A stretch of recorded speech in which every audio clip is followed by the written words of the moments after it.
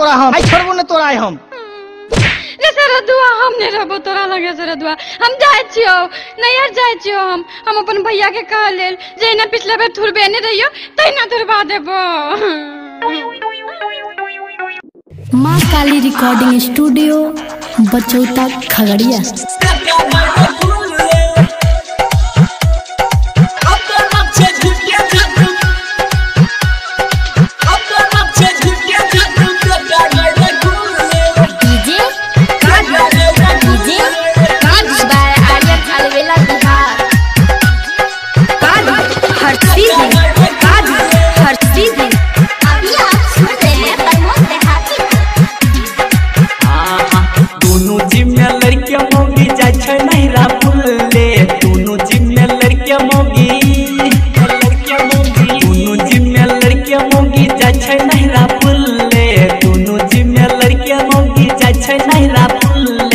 अपना छे झिटिया झाटू बेटा गैर खुल्ले अपना छे झिटिया झाटू बेटा गैर खुल्ले सहाय जे घुरावे छे चप्पल के हुल्ले सहाय जे घुरावे छे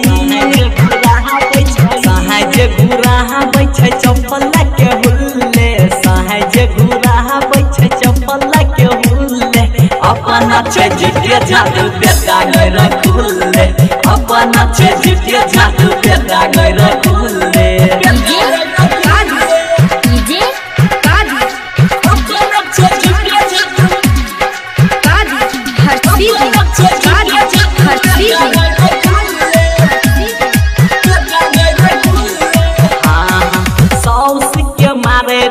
छोटकी उखाड़ के ननद के मारे डरले कोदारी उठाई के साउस के मारे रहे छोटकी उखाड़ के ननद के मारे डरले कोदारी उठाई के सहाय कुछ बोले छै त भाला लाग के हुल्ले ससुर कुछ बोले छै त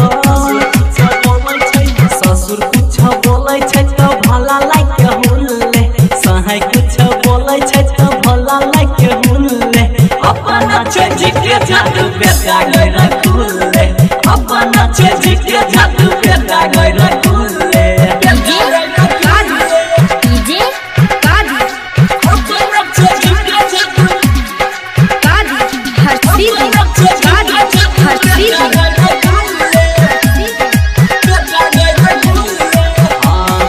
नहिरे के मोगी रहे पूरा मन बारू बाबा का भैंसुर के गल के कपारे के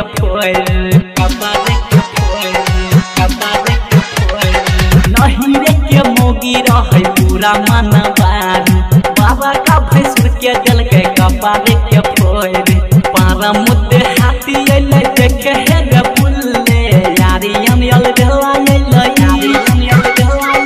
राजेश सक बेचना अइले देखे हे रे बुल्ले राइटर चंचल अइले देखे हे रे बुल्ले अपना छे झिटिया झाटू बेटा गैर खुल्ले अपना छे झिटिया झाटू बेटा गैर खुल्ले। माँ काली रिकॉर्डिंग स्टूडियो बचौता खगड़िया।